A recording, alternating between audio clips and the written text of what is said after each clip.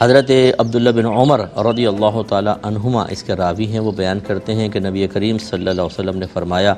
کہ ایک عورت کو بلی کی وجہ سے عذاب جہنم ہو رہا تھا، یہ دیا گیا،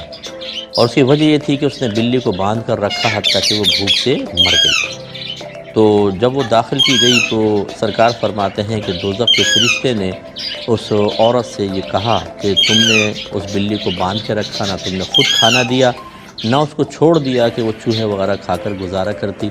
گویا کہ اس وجہ سے تمہیں عذاب ہو رہا ہے۔ تو آپ کو بہت ساری چیزیں سمجھ میں آئیں گی کہ کس صورت میں، بعض صورتوں میں تو ہم جانوروں کو جان سے مار سکتے ہیں اور ہماری کوئی گرفت نہیں ہے، اور بعض اوقات ان کی اذیت سے بچنے کے لیے، اور بعض اوقات اپنے ذاتی مفادات کے حصول کے لیے جیسے جانور کو ذبح کرتے ہیں، شکار کرتے ہیں، ان کی گنجائش ہوتی ہے۔ اس کے بعد میں نے آپ کو عرض کیا تھا کہ آج کے پروگرام میں آپ کو عرض کروں گا کہ ہم جو گھر میں جانور پالتے ہیں ان کی کیا شرعی حیثیت ہے۔ دیکھیں، پہلی چیز تو یہ کہ ایسا وحشی جانور پکڑ لینا، اس کو پنجرے میں ڈال دینا یا بند کر دینا کہ جو انسان کے پاس مانوس ہی نہیں ہوتا اور گمان ہے آپ کا کہ تڑپ تڑپ کے مر ہی جائے گا، اس کو آپ بالکل نہیں رکھ سکتے۔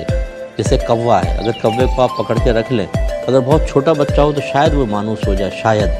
ورنہ عمومی طور پر کوے کو اللہ نے ایسے ہی بنایا کہ یہ پنجرے کی قید برداشت نہیں کرتا، اڑتا رہے گا حتیٰ کہ زخمی ہو کے مر جائے گا۔ تو فرض کر لیں کوئی بھی ایسا جانور آپ نے کہ وہ پنجرے کی قید کو قبول نہیں کر رہا، اڑ رہا ہے، ٹکرا رہا ہے اور وہ مرنے کی کوشش کر رہا ہے، اور تو جتنی اس کو اذیت ہوتی رہے گی آپ گناہ گار ہوں گے، اور اگر وہ مر گیا تو مزید گناہ گار ہوں گے، اور خوف ہے کہ آخرت میں کہیں اسی طرح ہمارے ساتھ معاملہ نہ ہو جائے۔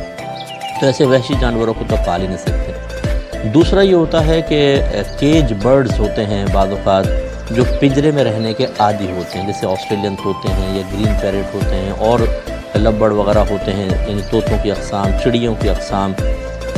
یہ آپ جانور گھر میں رکھ سکتے ہیں، ان کو پالنا شرعاً جائز ہے، لیکن اس میں چند چیزیں ہوتی ہیں۔ پہلی بات یہ کہ ان کا پنجرہ کم از کم اتنا بڑا ہو کہ وہ آسانی سے اڑ سکیں،